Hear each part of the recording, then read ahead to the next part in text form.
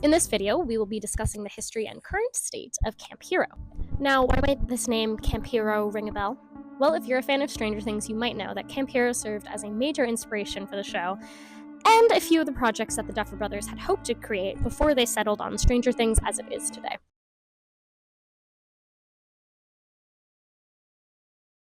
Let's start off with some quick facts so you know the general concept of what Camp Hero is before diving into some more details. Camp Hero is a now retired military base located on the east end of Long Island that was primarily used during World War II.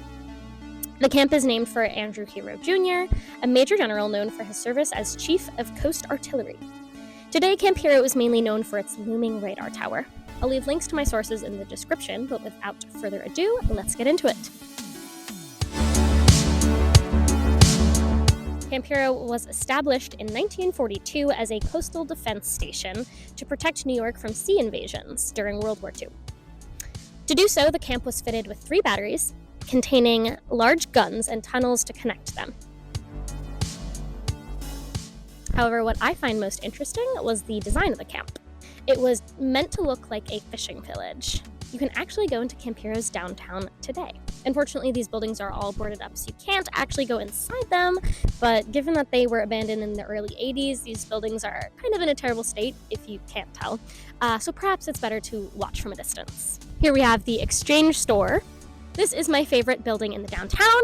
It is designed to look like a church, but is actually the gym. We are coming up on the barracks. These were actually added later. Fun fact about the barracks is during World War II, when Camp Hero was actually in operation, there were multiple barrack locations outside of the main downtown, and they were originally the Montauk Manor and the Y&D Inn. It is so rainy right now, but we are in, actually I don't know what to call this section of the area, but the barracks are here to my left. Behind me is the cafeteria, the canteen, whatever you would call the dining place at a military base. And then the other coolest building in this section is that there is the bowling alley. I'm probably blowing this mic out. Back in their heyday, these buildings were all kitted out with ornamental roofs and painted windows to add to the illusion that this was just a normal town. These weren't the only fake buildings strewn about the east end of Long Island, however. Every 3 to 4 miles from Camp Hero to Quogue, there were fake beachfront homes constructed 2 to 3 stories high, armed with weapons. There were 27 of these homes built.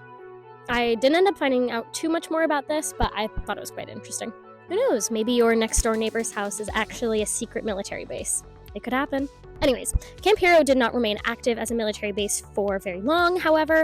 In 1947, the base was deemed inactive and the batteries were removed. But 4 short years later, the US Air Force saw the potential of Camp Hero and the area it was situated in and established Camp Hero as one of the nation's first permanent radar defense networks, thus creating the 773rd Air Control and Warning Squadron. Which brings us to... If the audio is bad, I apologize. There's a large truck just idling in the parking lot, and there's also a lot of rain, so we're gonna work with it. But the Montauk Air Force Station in Camp Hero operated from 1951 until 1981, but the first instance of the use of radar in the camp was actually back in 1948. Due to the growing threat of the Soviet Union's nuclear capabilities and the deployment of long-range strategic bomber aircraft, Camp Hero was set up as one of 3 early warning radar sites in the Northeast. Flash forward to 1958, or 1960, depending on if you consider its construction or its installment more important. The Air Force installed an air defense system known as SAGE, or the Semi-Automatic Ground Environment Radar System. This is where the iconic Big Dish comes in. Some quick facts about the radar tower. This antenna was one of 12 built in the US. The tower had an 80-foot tall concrete base. The dish spanned 126 feet wide and was 38 feet high. It weighed 40 tons, and it could detect aircraft at distances of over 250 miles. The radar tower used to bug the locals as it would mess with their televisions as it span around. Don't worry though, they only had to deal with the TV static for the next 20 years. The radar tower eventually shut down in the early 80s as satellite technology advanced and began to outperform the radar system. The camp itself officially closed in 1981, although it did open back up as a state park in 2002, which is how I am standing here today. At this point in the video, you're probably wondering, what does this have to do with Stranger Things?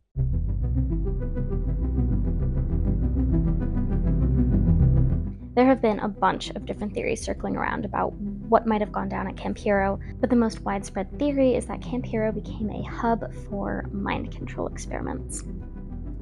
People speculate that Camp Hero was part of the CIA's MK Ultra program, an experiment that was focused on the creation of a mind control using methods such as the use of electroshock and LSD.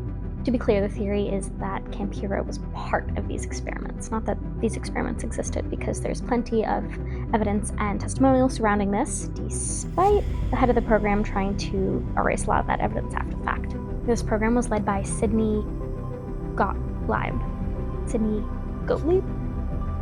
G, who convinced the CIA to buy the world's entire supply of LSD for $240,000 in the early 50s. The supply was distributed to many hospitals and prisons to collect data on how people would react to high doses or daily doses. Sidney G's plan was to create mind control by first breaking a person's mind, then replacing it with a new one, and thus a great amount of these experiments were essentially torture. These theories are taken a step further with claims that Camp Hero experimented primarily on children and had the goal of creating interdimensional travel as well as time travel on top of mind control. The book, The Montauk Project: Experiments in Time, outlines the radar tower itself as a primary tool for mind control and the manipulation of time and matter. One of the authors of this book, Preston B. Nichols, worked as a radar technician at Camp Hero, and thus many people find validity in what his book brought to the table. So how does all this fit into Stranger Things? According to legend, the Stranger Things wiki, the Duffer Brothers stumbled upon the Montauk Project conspiracy while researching for a project on the alleged Philadelphia experiment. If you take a look at the pitch for the Montauk experiment, a short film they were hoping to create, you can see a lot of the history here influenced their creative vision with the short film, and later the TV series Stranger Things.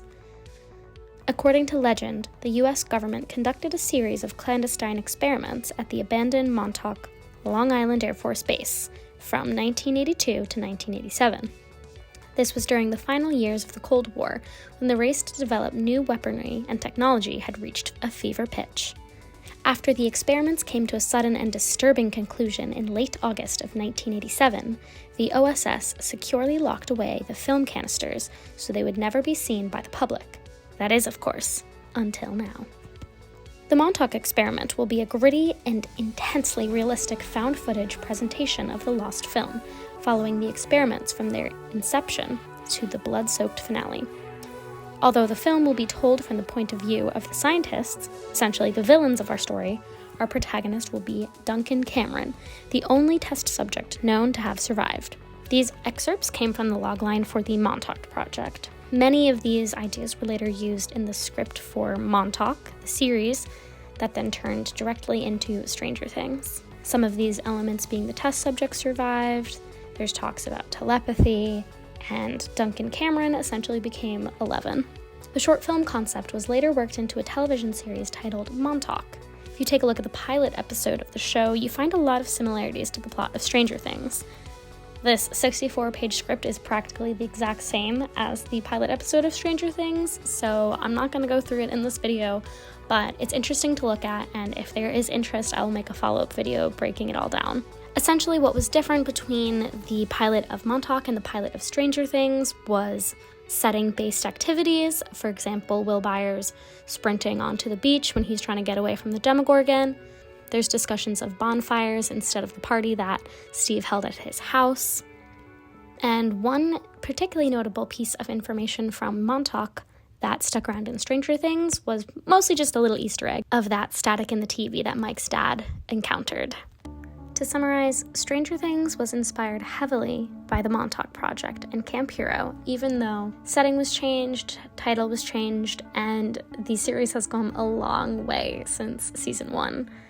If you want to sum it all up, Eleven's powers and basically everything that the organization in Stranger Things was working towards was exactly the goal of the MK Ultra program at Camp Hero. Creepy, right? I find it incredibly fascinating to go through the script and the pitch deck for Montauk, so if there is any interest, I will totally make a follow-up video, and thank you for watching.